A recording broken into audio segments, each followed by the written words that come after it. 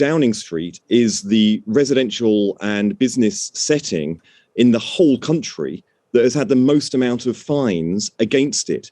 So think what that says.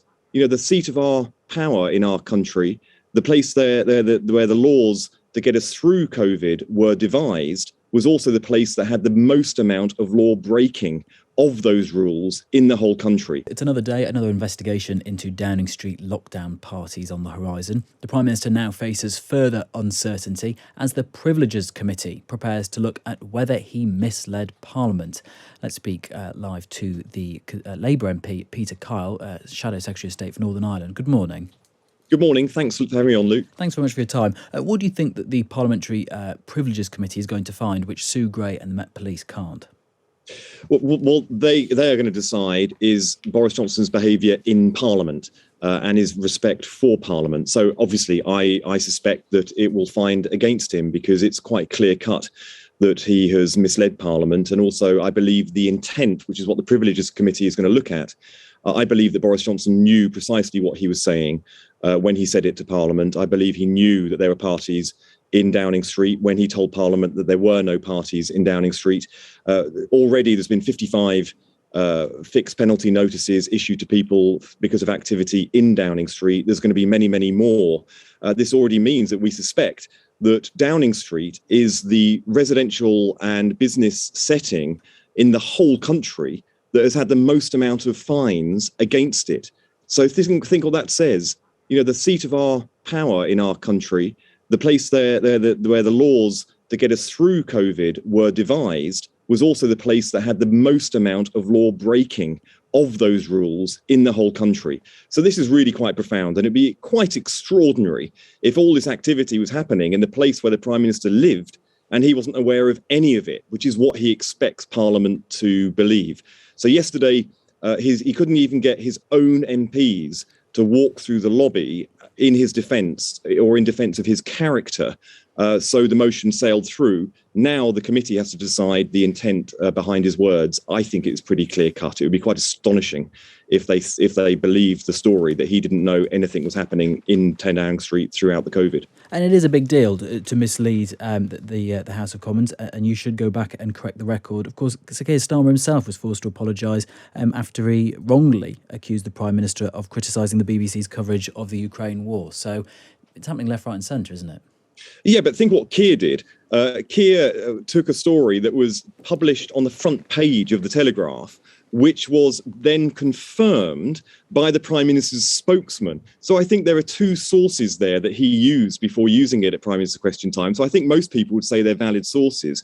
But the second that Keir realised that they were not valid sources, or that they were retracted by both of those outlets, then Keir went straight to Parliament and he corrected the record. So it shows that he is sourcing it in the right way to start with. But as soon as he realises that it was incorrect, he went straight that very day and corrected the record in Parliament. That is a leader respecting Parliament. And that's the way that he will be as Prime Minister too. Well, we eagerly await what the Privileges Committee has to say about all of this as and when they decide something. We also eagerly await what Sue Gray has to say whenever we get to see that report.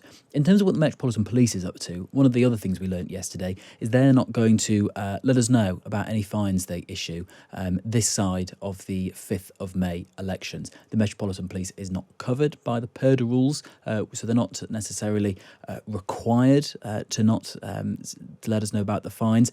Do you think they have been unreasonably swayed by politics?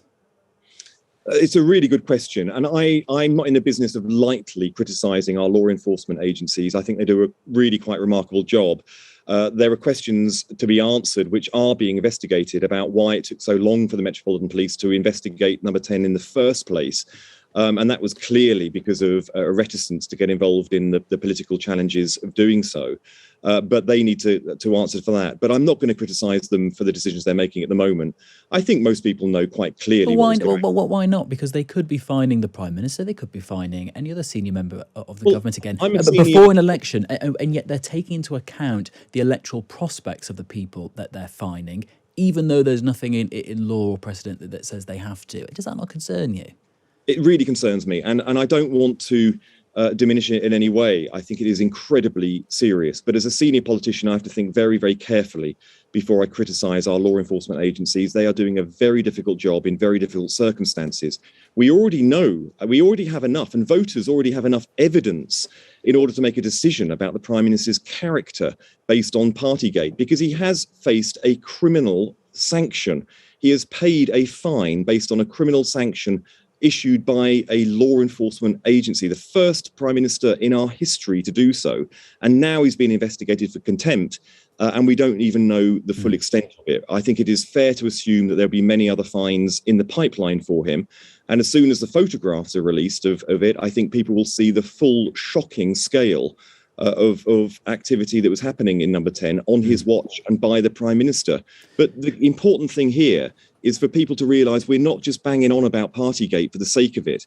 What the Partygate has exposed is the character flaws of the Prime Minister.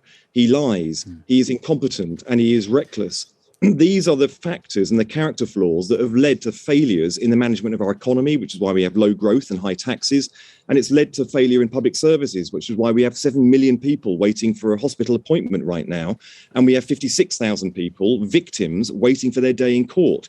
These are all linked. Okay. The same character flaws that led to the failures of Partygate are the same character flaws that are going to lead to next Friday when people's pay slips go down because of the increased tax and the decrease in tax, the increase in taxes, which means the decrease in their take-home pay, which is going to lead to also okay, to Mr. Carr, that's clear. That's clear. And of course, the Prime Minister isn't here to defend himself, and neither is the government minister, although we're still awaiting on Conor Burns, if you'd like to pop up at some point. In terms of your own brief, your Shadow Secretary of State for Northern Ireland, as I mentioned, you'll have seen reports on the front page of the FT this morning reporting that the government is preparing legislation to give ministers quite sweeping powers to tear up the post-Brexit trade deal which governs Northern Ireland. And this, of course, could risk a fresh confrontation with Brussels.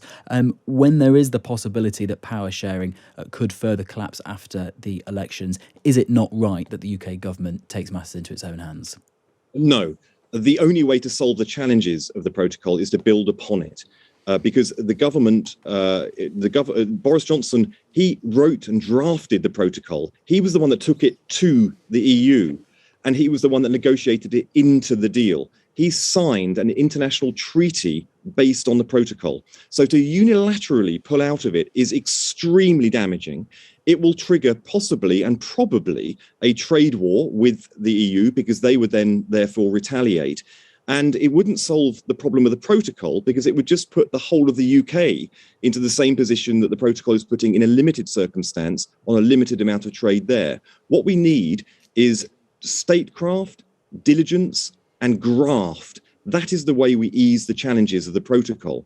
And finally, but there has been no end of graft, hasn't there? And if the EU haven't budged, I'm afraid there hasn't, because we've had 7 or 8 rounds of negotiation from Liz Truss. We haven't had a single statement to Parliament on the progress of the protocol. We don't even know what they're aiming for. We know that privately, Boris Johnson told Jeffrey Donaldson from the DUP it only had a 30% chance of success from the outset.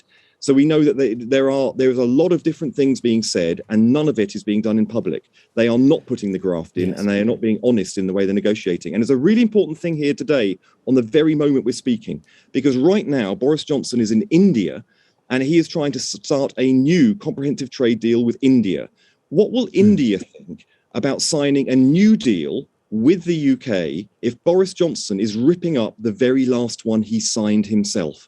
This is about our reputation internationally. This is about our ability to overcome challenges rather than walking away from challenges. And that is about the temperament of our Prime Minister. I'm afraid he is not fit for these challenges. Peter Carl, we'll have to leave it there. Thank you very much for your time. Labour MP and Shadow Secretary.